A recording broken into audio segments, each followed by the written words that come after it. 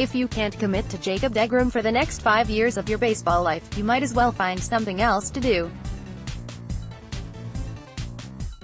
There's no point owning the Mets, running the Mets, or rooting for the Mets if you foresee a midterm commitment to the most effective pitcher you've cultivated in ages presenting an obstacle to your well-being. Hence, hurrah for the Wilpons and Brodie Van Wagenen in this. Hurrah most of all for Jake, who's earned his bountiful contract extension from drawing so many hurrahs out of us for the past half-decade. We've reveled in cheering him on since 2014 and we project continuing to do so through 2023 if not longer.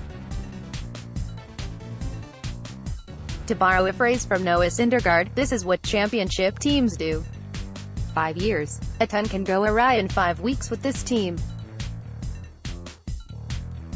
But 5 years for A, one of the best starting pitchers the franchise has ever produced, and B, one of the best starting pitchers the sport currently features lands squarely inside the contemporary circle of sanity. The money the Mets will pay deGrom, $137.5 million, is insane for regular people, perfectly rational in the context of the here, now and a little later of the particular business at hand. A little while ago, like maybe before spring training, securing your elite ace's high-end services before a parting of the ways lurked at the door might have seemed too off the wall to consider the Mets seriously pursuing. The Mets might have thought a commitment an extravagance. Jake was receiving his arbitration-avoiding 2019 salary of $17 million. Another year of team control, what a creepy phrase, loomed. The owners, the GM, the guy who paused through my bag in front of the rotunda could have all concurred to kick Decken down the road.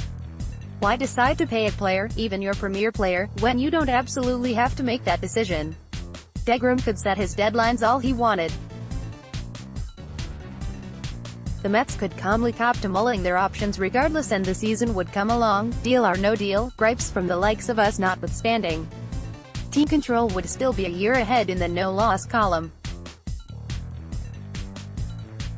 The better question, however, became, why not, especially after highly valued megastars on other teams were shown how highly they were valued? Perhaps it's a sign of free agency being depleted of its cachet by some amazing collusive coincidence, but suddenly the extension dominoes began to tumble. Arenado, Trout, Goldschmidt, Bregman. Oh, and pitchers, Nola, Snell, Sale, Verlander. deGrom's surely in their league. Are they in deGrom's league? However you align them, important players were being handsomely compensated for consenting to stick around familiar environs where fans already know them, love them and wear them. Add deGrom to those ranks and keep 48 pressed against your back. Yes, the Mets got this done. This wouldn't be a surprising conclusion to negotiations if they'd involved some team that hadn't reflexively raised our skepticism in inverse proportion to the depths of Jake's era, but it was, you know, the Mets. Thus it was rather shocking to learn Tuesday morning the talk that these Mets and their main man were talking wasn't just talk. They indeed had a deal.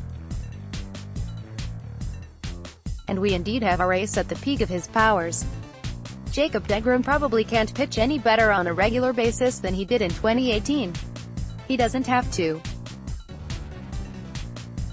Standard issue deGrominance, wherein once in a while he delivers us the sun, the moon and only a few of the stars instead of the entire galaxy, is a fine baseline and a reasonable expectation for us to maintain. After watching Jacob deGrom these past 5 years, you don't feel unreasonable expecting the next 5 will feel like the bargain of the century.